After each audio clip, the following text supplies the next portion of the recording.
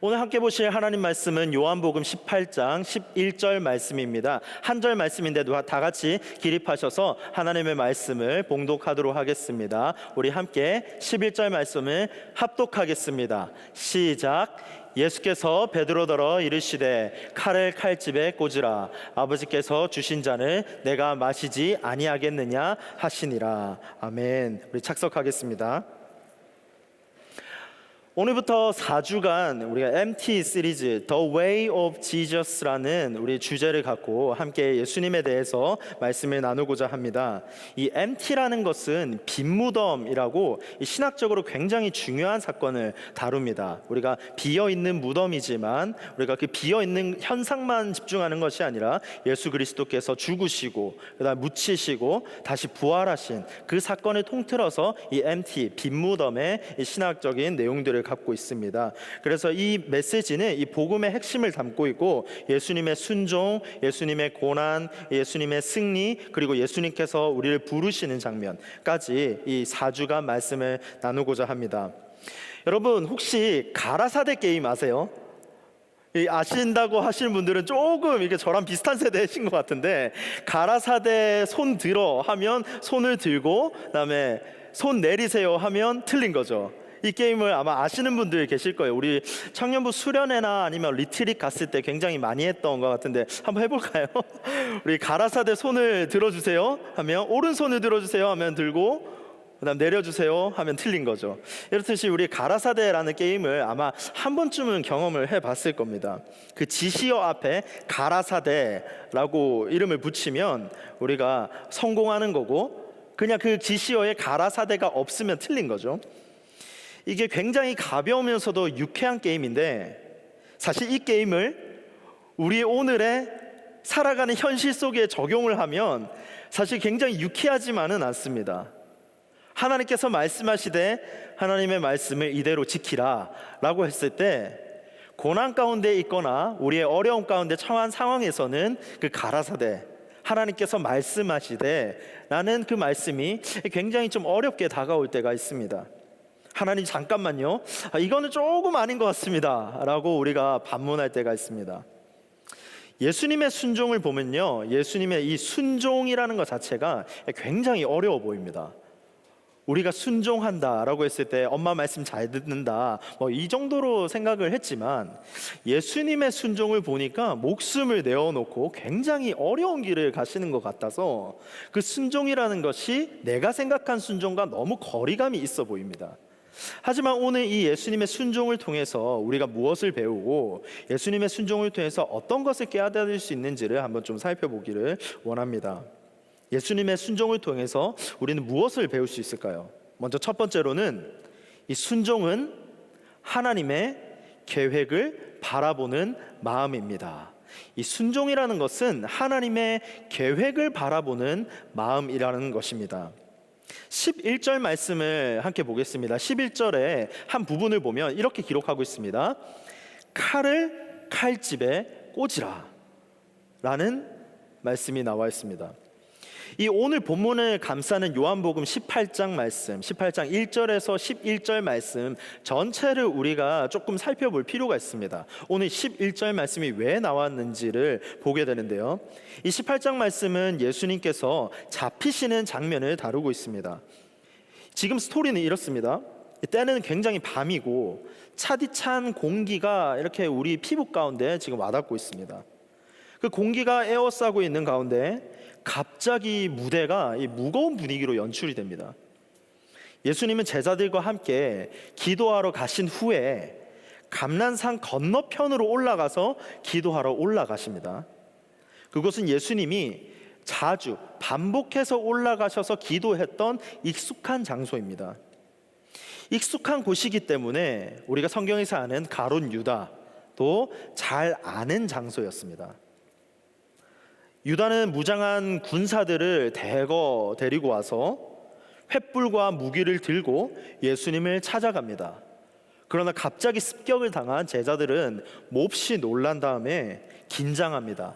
하지만 예수님은 그 장면에서 굉장히 태연하게, 아주 자연스럽게, 전혀 동요하지 않고 반응하시는 것을 보게 됩니다. 예수님은 도망치지 않았습니다. 오히려 그들을 먼저 맞이하러 가신 분이 예수님이셨습니다. 너희는 누구냐? 라고 묻습니다. 그들이 대답합니다. 나는 나사렛 예수를 찾습니다. 그러자 예수님이 말합니다. 내가 그니라. 그 순간 그들은 이제 물러서서 땅에 엎드립니다. 왜냐하면 군사들은 생각했을 때 예수님을 체포하러 가면 굉장히 두려워할 것이라고 생각했을 겁니다. 하지만 예수님은 아주 당당하게 나는 내가 그 예수다라고 직면하고 계십니다. 예수님은 다시 묻습니다. 누구를 찾느냐? 그들의 대답은 간단합니다. 나사렛 예수요. 예수님은 대답합니다. 내가 그니라. 이 사람들이야말로 가게 하라. 예수님은 당당하게 그 앞에 섭니다. 예수님의 엄청난 그 포스 앞에서 군사들은 오히려 떨기 시작합니다. 군사들을 동원해서 잡으려 온 그 모두들은 예수님을 떨 거라고 생각했지만 그렇지 않았죠. 왜냐하면 예수님은 그럴 이유가 없었습니다. 예수님은 이미 고뇌를 거쳤습니다. 한 번, 두 번, 세 번 여러 차례 시험을 겪으면서 하나님과 기도를 통해서 그 시험들을 통과해 내셨습니다. 그리고 예수님은 이제 준비를 다 마치신 것입니다. 예수님은 이 상황에서 세상을 마주하러 나가십니다. 예수님은 십자가의 사건에 가실 것을 이미 알고 계셨습니다. 그렇지만 예수님은 인간의 몸을 입고 이 땅 가운데 오셨기 때문에 우리와 동일한 감정을 그대로 느끼십니다. 그 감정 가운데서는 죽음으로 가는 것, 그 잔을 받아 마시는 것에 대한 두려움과 슬픔과 그런 모든 감정들을 아마 느끼셨을 겁니다. 하지만 예수님은 그 여러 차례 시험을 겪으면서 준비가 완료된 다음에 사람들을 맞이하러 가시죠. 사람들은 스스로 어둠에 갇혀 그 불을 어둠에서 회복을 하기 위해서 불을 밝히기 위해서 횃불을 들고 나옵니다. 횃불을 들고 나온 그 사랑, 횃불을 들고 나온 그 사람들을 맞이하러 가신 분이 세상의 빛으로 오신 바로 진리 되신 예수님이십니다. 빛이 더 큰 빛이 어둠을 밝히는 순간입니다.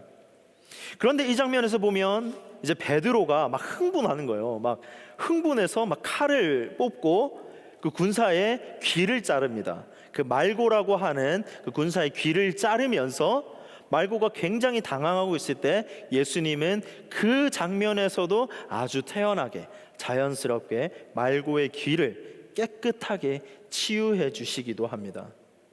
혈기 가득한 베드로가 예수님이 지키려 했다라는 것은 잘못된 것은 아닙니다. 아마 좋은 의도를 했을 거예요. 하지만 이것은 예수님께서 원하는 방식이 아니었습니다. 예수님은 오히려 베드로를 향해 말합니다. 칼을 칼집에 꽂으라. 아버지께서 주신 잔을 내가 마시지 아니하겠느냐라고 예수님 말씀하십니다. 예수님은 그 상황 가운데서 저항하지 않습니다. 스스로 하나님의 뜻을 받아들이십니다. 순종하셨고 체포당하셨고 이 모든 것이 하나님의 크신 계획 안에 있다라는 것을 아셨습니다. 이것이 오늘 본문이 담고 있는 18장 1절에서 11절 전체의 메시지입니다. 예수님은 왜 칼을 칼집에 꽂으라고 말씀하셨을까요? 베드로의 의도는 굉장히 좋아 보입니다. 아마 여기 계신 분들도 그 현장 가운데 있었을 때 내가 예수님을 지키겠습니다 라는 당당함으로 아마 칼을 뽑았을지도 모르겠습니다. 하지만 이러한 행동은 잘못되었다라고 보고 있습니다. 베드로는 지금 이 상황 가운데서 현상을 봤습니다. 현상을 보니까 체포당하는 순간이고 고난당하는 상황이고 우리가 왜 억울하게 이 상황을 직면해야 되는가에 대한 의문을 갖고 있었던 거예요. 그래서 그러한 현상 가운데서 그 현상을 이기기 위해서 힘으로 이기기 위해서 칼을 칼집에서 뽑습니다. 베드로는 예수님의 명령을 듣고 행동한 것이 아닙니다. 기다리지 못했고 그 생각의 폭이 하나님의 크신 계획과 섭리까지 미치지 못했습니다. 하지만 우리가 이 상황 가운데서 들어야 할 검은 힘의 칼이 아니라 성령의 검이다 라고 성경은 기록합니다. 에베소서 6장 13절에서 17절 말씀은 이렇게 기록합니다. 그러므로 하나님의 전신갑주를 취하라. 이는 악한 날에 너희가 능히 대적하고 모든 일을 행한 후에 서기 위함이라. 구원의 투구와 성령의 곧 하나님의 말씀을 가지라. 성령의 검 곧 하나님의 말씀을 가지라 라고 성경은 기록하고 있습니다. 좌우의 어떤 날섬검보다 예리한 하나님의 말씀으로 무장해야 하는 것이 우리 신앙인의 모습이다 라는 것을 다시 한번 생각하게 됩니다. 악을 물리치는 방법은 힘일 것 같죠. 그런데 예수님은 힘이 아니라 말씀으로 무찌르라 라고 하십니다. 하나님의 말씀, 그 예수님의 모든 계획 안에는 큰 그림이 있었습니다. 예수님의 말씀이 육신이 되어서 이 땅 가운데 오셨죠. 그래서 그 예수님 안에, 그 안에는 엄청나신 계획이 다 담겨 있었다라는 것입니다. 하나님의 말씀이 있었고 그 하나님의 말씀으로 오신 예수님은 바로 구원자이시다라는 겁니다. 말씀 안에는 큰 그림이 있었다는 것을 아셨기 때문에 기꺼이 순종할 수가 있었습니다. 사랑하는 청년 여러분, 우리가 삶을 살아갈 때 현상만 보면 내 마음대로 하고 싶어집니다. 그렇지 않나요? 예수님처럼 이 차분함을 잃지 않고 큰 그림을 바라보는 것, 하나님의 더 크신 계획을 느낄 수 있는 것은 여기가 예수님 안에서, 그 말씀 안에서 큰 그림을 바라볼 때 우리의 작은 이 현상, 우리가 오늘날 지금 겪고 있는 이 지점에서 차분함을 유지할 수 있고 온유함을 가질 수가 있습니다. 사랑하는 청년 여러분, 우리는 베드로처럼 너무 쉽게 칼을 들려고 하지 않습니까? 상황이 터지면 즉각적으로 반응하고 흥분하지 않습니까? 우리가 기도하기보다는 내가 먼저 행동하려고 하고 앞서려는 마음도 있지 않습니까? 기다림보다는 내가 생각한 지금의 지식으로 판단하는 것이 옳다라고 느껴질 때도 있습니다. 우리가 겪는 일 앞에 칼을 든 자가 아니라 우리는 칼을 내려놓는 자가 되어야 합니다. 조급함과 분주함보다는 우리의 처한 현실과 상황 속에서 온유함과 차분함을 잃지 않는 우리 모든 청년들이 되시기를 간절히 소망합니다. 그 자리에서 하나님의 뜻이 이루어지기를 간절히 기대합시다. 사건도 상황도 감정도 우리 주님께 다 맡기시기 바랍니다. 우리 눈에 봤을 때 우리가 살아가는 현상, 그리고 우리가 살아가는 직장, 우리가 살고 있는 가정, 그리고 우리가 앞으로 맞이해야 할 미래에서는 굉장히 혼란스러운 것들도 많이 있습니다. 오늘 좋았는데 내일 어려움이 있고, 어제 나빴는데 오늘 좋은 일도 있습니다. 그렇지만 우리가 끝까지 유지해야 되는 것은 이 작은 지점이 아니라 하나님의 크신 계획 안에서 우리는 순종할 수 있다. 하나님은 나를 향한 큰 계획을 갖고 계시다라는 것을 믿으시고 오늘 하루 차분하게 한 걸음 한 걸음 걸어가시는 우리 청년분들 되시기를 주님의 이름으로 축복합니다. 두 번째는 순종은 고난을 받아들이는 용기입니다. 이 순종이라는 것은 고난을 받아들이는 용기입니다. 11절 말씀을 다시 보겠습니다. 이렇게 기록합니다. 아버지께서 주신 잔이라고 합니다. 순종이라는 것은 사실 직면으로 시작합니다. 아버지께서 주신 잔입니다. 잔이 있습니다. 예수님은 이 두려움을 피한 분이 아닙니다. 상황에 있어서는 피할 수밖에 없었겠지만 예수님은 그 자리 가운데서 직면하십니다. 예수님도 인간의 몸을 입고 오셨기 때문에 인간의 모든 감정을 느끼셨다라고 말씀드렸습니다. 우리가 겪고 있는 상황과 우리의 삶에서는 고난이 있습니다. 그렇지만 감히 우리가 생각해 본다면 십자가의 고통만큼, 십자가의 그 고난만큼 내 큰 고난이 십자가의 고난을 이길 수 있을까? 한번 질문해 보시기 바랍니다. 십자가의 사건을 이미 알고 계셨기 때문에 예수님은 이 중압감이 아마 엄청났을 거예요. 마가복음 14장 36절을 볼까요? 이렇게 기록합니다. 이르시되 아빠 아버지여, 아버지께서는 모든 것이 가능하오니 이 잔을 내게서 옮기시옵소서. 그러나 뭐라고 말씀하시죠? 나의 원대로 하지 마옵시고 아버지의 원대로 하옵소서 하시고. 예수님은 기도 가운데 있었을 때 고난이 있다라는 것을 아셨습니다. 고난이 100% 있다라는 것을 아셨어요. 그래서 그 고통을 아빠 아버지께 가능하면 이 잔, 이 고난을 옮겨주세요. 하지만 예수님은 그러나 아버지의 뜻대로 하옵소서라고 고백합니다. 그래서 예수님은 제자들에게 기도하도록 권면하죠. 엄청난 순종에 대해서 고민하다가 마침내 이제 기도를 마치시고 결단하시고 이제 나아가십니다. 바로 그 결단이라는 것은 직면을 향한 발걸음을 옮기십니다.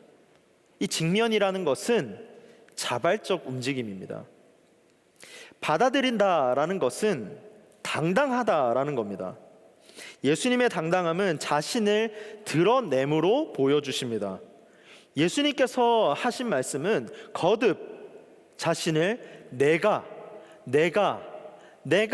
그니라 라고 말씀하십니다. 내가 그니라, 내가 잔을 마실 것이다. 아버지께서 주신 잔은 내가 받아야 할 잔이다 라는 것을 아십니다. 그래서 예수님의 순종은 자발적이었습니다. 그 잔을 누군가에게 전가하지 않았습니다. 예수님께서 받아야 할 고난과 모든 것들을 직면하셔서 기꺼이 마주하십니다. 이러한 용기를 가지셨습니다. 이 잔이 무엇입니까? 하나님의 심판의 잔이며 인간의 죄에 대한 하나님의 진노의 잔이십니다. 그분의 의로운 잔은 적들의 손이 아니라 사랑하는 그 아들의 손에 맡겨지게 됩니다. 잔은 예수님이 직면해야 하는 고난입니다. 예수님은 잔을 피하지 않았습니다. 그 잔은 한 방울도 남김없이 예수님께서 다 마실 것입니다. 그러나 이 잔은 바다도 아니고 홍해도 아니고 엄청난 대서양도 아닙니다. 잔은 컵에 담긴 잔입니다. 잔은 지옥이 아닙니다. 마찬가지로 고난은 영원한 것이 아닙니다. 고난은 일시적이고 잠시입니다. 고난은 한정되어 있습니다. 잠시 동안 겪는 것입니다. 그렇기 때문에 이것은 가볍다라고 말합니다. 고린도후서 4장 17절을 현대인의 성경으로 제가 읽어보겠습니다. 우리가 잠시 받는 가벼운 고난은 그 무엇과도 비교될 수 없는 크고 엄청난 영원한 영광을 우리에게 가져다 줄 것입니다. 이 말씀을 보시면 우리가 잠시 받는 가벼운 고난은 있습니다. 하지만 이 가벼운 고난은 우리에게 주실 엄청난 영광과 비교할 수 없을 만큼 크시다라는 겁니다. 고난은 우리를 무겁게 하지 않습니다. 고난은 영원히 하지 않습니다. 지금은 무겁게 느껴지고 하나님의 관점에서는 그러나 이것은 가벼운 것입니다. 하나님은 우리의 고난을 통해서 더 크고 영원한 결말을 지금 준비하고 계십니다. 고난은 아버지께로서 권세를 가지고 계시고 우리에게 결코 나쁜 일을 하지 아니하시는 아버지께서 우리에게 주시는 것입니다. 고난은 아버지께서 주셨다. 이 잔은 아버지가 주셨다라는 겁니다. 우리가 삶을 살아갈 때 고난이 있는데 그 고난 가운데서는 아버지께서 주신 것들이 있습니다. 하지만 이것은 잠시의 고난이요, 하나님께서 우리에게 주시는 것은 영원한 생명이고 영원한 축복이고 영원한 생명의 모든 것들을 주신 줄로 믿습니다. 고난은 우리를 순종으로 이끕니다. 복종이라는 것은 외부적인 힘에 따른 것입니다. 하지만 순종은 내부의 힘에서 나오는 것입니다. 복종은 강제적이지만 순종은 자발적입니다. 복종은 두려움의 힘이 작용합니다. 그러나 순종은 사랑의 힘의 반응입니다. 순종은 하나님의 사람들이 인격적으로 반응할 수 있는 특권입니다. 그렇기 때문에 순종은 아무나 할 수가 없습니다. 하나님의 사람은 고난을 겪습니다. 고난은 믿음을 연단하고 순종을 배우게 만듭니다. 하나님의 사람을 넘어서 이 땅의 모든 사람들은 고난을 겪습니다. 하지만 하나님의 사람은 그 고난 앞에서 반응하는 태도가 다릅니다. 순종을 통해서 배우고 하나님의 연단의 시간을 통해서 내 용량과 그릇이 커지는 것을 경험하게 됩니다. 결국 하나님의 사랑은 고난을 통해서 순종으로 나아가게 됩니다. 하나님이 쓰신 사람들을 보면 늘 광야 학교를 거쳤습니다. 우리가 이전에 아브라함의 메시지들을 봤죠. 항상 광야를 거치고 어려움 가운데 있었고, 그렇지만 하나님의 사람으로 빚어가시는 것을 보았습니다. 뿌리 깊은 영성의 책에 보면 이러한 표현이 있습니다. 하나님의 사람은 화려한 궁중에서 만들어지지 않는다. 거친 광야와 거친 사막에서 만들어진다. 광야는 하나님의 사람이 변화되는 곳이다. 우리의 인생은 화려한 궁중에 있지 않습니다. 우리가 직면한 현실 가운데서는 거친 광야와 거친 사막이 있습니다. 나침반도 없고 스마트폰 같은 내비게이션도 없습니다. 그러나 우리가 의지할 것은 하나님 한 분이시고, 하나님이 이 광야를 통해서 하나님의 사람으로 넉넉히 이기며 살 수 있도록 우리를 빚으시는 줄로 믿습니다. 순종은 고난을 통해 만들어집니다. 하나님의 사람은 고난을 겪습니다. 때문에 하나님의 사람은 고난을 통해서 순종으로 나아가게 됩니다. 청년 여러분, 여러분 혹시 어떤 고난을 지금 겪고 있습니까? 하나님이 여러분에게 여기 계신 한 사람 한 사람 가운데 주신 잔이 무엇입니까? 다른 사람 생각하지 말고 지금 나에게 주신, 아버지께서 주신 잔이 무엇입니까? 그러면 그 잔을 받았을 때 여러분은 어떻게 하시겠습니까? 여러분 혹시 불안과 우울이 있습니까? 비교하고 실패한 경험이 혹시 있으십니까? 나는 왜 항상 뒤처지지? 라는 생각이 혹시 있습니까? 아니면 내가 인생 가운데 정말 열심히 살았는데 이제는 조금 번아웃을 느끼는가? 라는 것을 혹시 경험하고 계십니까? 나만 일하는 것 같다. 왜 나만 일하는 것 같다? 라는 고난도 있습니까? 사람과의 관계로 인해서 에너지 소모가 있지 않습니까?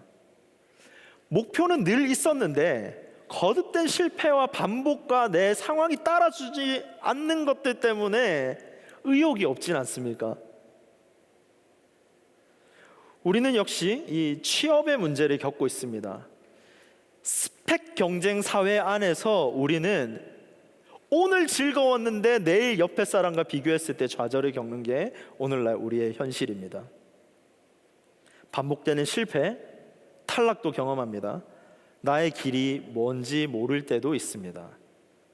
계약직이나 파트타임, 프리랜서 생활이 지속되면서 불안정한 수입으로 인해서 미래를 계획하지 못하는 것도 우리가 처한 현실입니다.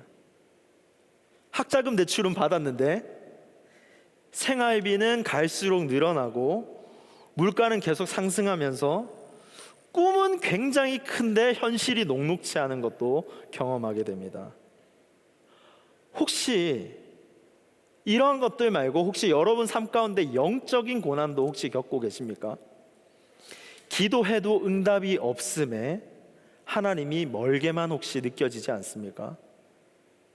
예배 왔는데 예배에 감동도 없고 메마름이 있고 말씀에 메마름이 혹시 있으십니까? 아니면 거듭되는 죄 속에서 죄책감에 빠져 있으십니까? 반복되는 죄와 결단과 죄 때문에 영적인 침체 속에 혹시 빠져 살고 있지는 않습니까? 그러나 이 모든 것을 통틀어서 우리가 말씀에 대입해서 생각해 볼 때 우리가 해야 될 것은 어렵지만 직면하는 것입니다. 어렵지만 직면하고 이것은 잠시 받는 가벼운 것이다 라는 마음을 먹읍시다. 물론 우리가 이 고난을 해석하는 것은 쉽지가 않습니다. 어느 누가 이 고난 앞에서 쉽다고 당당하게 말할 수가 있겠습니까? 저 역시 이 말씀을 준비하면서 고난은 쉽다, 고난은 굉장히 쉽다라는 위선자가 되고 싶지 않았습니다. 저 역시 고난이 어렵고 고난을 마주했을 때 어떻게 해야 될지 잘 모르겠는 것이 우리 신앙인의 모습입니다. 하지만 우리가 말씀을 통해서 위로받을 수 있는 것은 예수님께서 그 고난 앞에서 직면하시고 그 순종을 통해서 이겨내신 것처럼 고난은 쓸모없는 아픔이 아니라 영혼이 하나님을 다시 알아가게끔 하는 하나님의 패턴임을 믿으시기 바랍니다. 고난은 인간의 한계에서 하나님의 은혜를 배우는 배움 학교인 줄로 믿습니다. 오늘 이 말씀을 통해서 하나님께서 우리에게 주신 잔, 나에게 주신 잔을 한번 기억해 보시기 바랍니다. 그리고 고난 앞에 무릎 꿇는 것이 하나님 앞에 순종하고 있음을 발견하는 우리 모든 청년분들 되시기를 주님의 이름으로 축복합니다. 마지막 세 번째로, 순종은 사랑에서 비롯되는 선택입니다.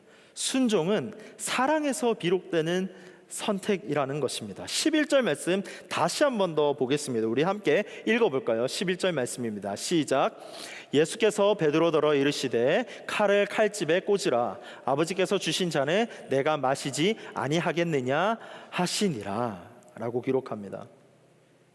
예수님께서 이 모든 과정을 거치면서 순종을 할 수 있는 그 원천, 그 힘은 바로 사랑에서 비롯됩니다. 아버지께서 아들에게 주신 그 잔을 주신 것은 사랑 때문이었습니다. 그리고 예수님 역시 그 존재 자체가 사랑이기 때문에 자발적으로 순종하십니다. 부모가 늦게 들어오는 자녀를 두고 밤을 새는 것처럼 사랑하는 연인이 서로를 위해서 최선을 다하고 자신의 많은 것들, 아니 모든 것들을 희생하는 것처럼 하나님의 이 말씀 가운데서 예수님의 순종은 하나님의 그 무한하시고 넘치는 사랑 때문에 예수님은 기꺼이 자발적으로 순종하신다라는 겁니다. 하나님은 우리를 종이라 부르지 않습니다. 사랑하는 자녀라 부르십니다. 자녀는 아버지와 관계를 맺습니다. 사랑의 관계 속에서 아버지를 신뢰합니다. 예수님의 사랑은 비움에서 시작됩니다. 비움의 사랑이죠. 자신의 존재를 힘으로 드러내지 않습니다. 내어줌으로 더 깊이 나아갑니다. 생명을 내어줌으로 사랑하셨습니다. 예수님의 사랑은 십자가를 향하는데 그것은 철저한 자기 부인이었습니다. 예수님의 사랑은 자신의 권리나 이익을 위해서가 아닌 그 모든 것들을 내려놓으신 것입니다. 가장 낮은 자리로 내려가서 사람들의 마음속에 들어가신 것이 예수님의 사랑이었습니다. 신적 권한을 부여받으신 그 예수 그리스도께서 이 모든 상황을 정리할 수 있음에도 불구하고 예수님이 끝까지 그 십자가에 그 걸어가심을 묵묵히 지켜야 되는 가장 큰 이유는 나를 위해, 우리 공동체를 위해 사랑하셔서 순종하시는 겁니다. 예수님의 사랑은 용서의 사랑입니다. 용서의 사랑은 정죄하지 않습니다. 용서는 회복을 줍니다. 예수님은 자신을 배신한 베드로도 용서하십니다. 예수님은 자신을 체포하러 온 군사들의 귀도 치료해 주십니다. 그리고 흔적이 남지 않도록 깨끗하게 치료해 주십니다. 상처가 남지 않도록 말끔히 치유하십니다. 예수님의 용서의 사랑은 과거의 흔적을 남기지 않습니다. 예수님은 위기의 순간, 급박한 상황 가운데서도 평정심을 유지하는데, 그것은 바로 그 사랑의 본질을 보여주시는 사건입니다. 용서하며 품어주십니다. 예수님은 고난 중에서도 평정심을 유지하시고 온유함 가운데 한 영혼 한 영혼을 용서하십니다. 용서를 결단하신 것은 예수님의 사랑 때문입니다. 예수님의 사랑은 희생하는 사랑입니다. 희생하는 사람은 정죄하지 않습니다. 자신을 온전히 내어주는 사랑입니다. 예수님은 체포당하셨지만 목적을 스스로 갖고 계셨습니다. 자발적 내어주심이죠. 예수님은 우리에게 가장 큰 사랑을 보여주십니다. 가장 큰 사랑은 내어줌입니다. 요한복음 15장 13절은 기록합니다.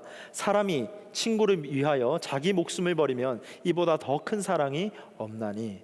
여러분, 한번 옆에 분들 얼굴 보시면서 물어보세요. 넌 나를 위해서 목숨을 버릴 수 있느냐? 넌 나를 위해서 목숨을 버릴 수 있느냐? 우리 커플들도 계시고 결혼을 앞둔 우리 형제 자매님들도 계신데, 과연 이 질문 앞에서 예스라고 반응할 수 있는 사람이 있을까요? 물론 있겠지만 사실 진짜 그 상황 가운데서는 쉽지가 않을 겁니다. 예수님은 저와 여러분을 사랑하십니다. 왜 그러냐? 예수님의 사랑은 조건 없는 사랑입니다. 예수님은 죄가 없으시지만 죄를 대신 지고 십자가에 죽으셨습니다. 로마서 5장 8절은 이렇게 기록합니다. 우리가 아직 죄인 되었을 때 그리스도께서 우리를 위하여 죽으심으로 하나님께서 우리에 대한 자기의 사랑을 확증하셨느니라. 우리가 아직 죄인 되었을 때, 우리가 의인이라서, 우리의 상황이 나아서, 우리가 죄를 사함 받을 존재이기 때문에가 아니라, 우리가 아직 죄인 되었을 때 하나님의 사랑이 예수 그리스도로 오셔서 확증하셨다라고 기록하고 있습니다. 예수님은 사랑이 충만하셨고, 예수님은 세상을 떠나서 아버지께로 가는 그 순간까지 끝까지 참고 견디시면서 순종하셨습니다. 왜냐? 사랑하셔서. 여러분, 사랑이 예수님의 영혼을 가득 채웠습니다. 순종은 더 이상 무거운 짐이 아니라 사랑의 걸음이 되었습니다. 사랑이 예수님의 심연 깊은 곳까지 채우게 되었습니다. 십자가의 고난마저 하나님의 사랑의 언어로 바뀌게 된 것입니다. 예수님의 가슴에 넘친 사랑은 그 고통조차도 순종을 능가할 수가 없었습니다. 사랑은 이성의 명령을 뛰어넘습니다. 고통 속에서도 자발적인 순종이 가능하게 합니다. 사랑은 궁극적인 동력입니다. 순종을 할 수 있는 궁극적인 동력, 바로 사랑 때문입니다. 예수님은 그 완전하신 사랑을 한 번도 강요받은 적이 없습니다. 예수님의 또한 이 완전한 사랑은 순종을 강요한 적이 없고 오히려 순종을 갈망하게 했습니다. 여러분의 삶 가운데서 순종은 어디서 나옵니까? 혹시 두려움 때문에 복종을 순종으로 착각하고 계신 것은 아닙니까? 아니면 여러분이 순종할 때 혹시 인정 욕구 때문에 라는가? 사랑이 약해지면 순종은 의무가 됩니다. 마지못해 하는 행동이 되기가 쉽습니다. 그렇기 때문에 우리가 오늘 이 시간 회복돼야 되는 것은 예수님의 사랑인 줄로 믿습니다. 사랑을 회복하는 일에 한번 집중해 보시기 바랍니다. 정해진 시간에 기도로 나아가고, 고난주간 가운데 결단하고 주님 앞에 나와서 기도하고, 일주일에 최소 몇 번은 내가 새벽을, 내가 저녁을 말씀으로 깨운다 라는 것으로 하나님께 한 걸음 한 걸음 나아가 보시기 바랍니다. 그 사랑의 회복이 있을 때 우리는 더 이상 복종의 삶이 아니라 능동적인 순종의 삶을 살아가게 될 줄로 믿습니다. 이러한 작은 실천을 통해서 사랑을 되찾을 수 있기를 간절히 소망합니다. 순종이 형식에서 나오는 것이 아니라 자발적으로 나오는 우리 모든 청년분들 되시기를 간절히 소망합니다. 말씀의 결론을 맺겠습니다. 예수님의 순종은 죽기까지 자발적인 사랑이었습니다. 사랑은 오늘 우리를 순종으로 부르십니다. 예수님의 사랑으로 한번 채워보시기 바랍니다. 그리고 우리의 언어, 우리 청년의 기도로 드리기를 바랍니다. 이 기도를 제가 한번 읽어드리겠습니다. 예수님, 주님의 사랑이 제 심장을 가득 채우길 간절히 원합니다. 그 사랑이 제 말과 행동을 이끄는 힘이 되게 하소서. 하루하루의 삶이 주님의 뜻 안에 머물게 하소서. 사랑으로 순종하게 하시고 기쁨으로 헌신하게 하소서. 끝까지 주님을 따라가는 믿음의 청년이 되게 하소서. 예수님의 이름으로 기도합니다. 아멘. 우리 함께 기도하겠습니다.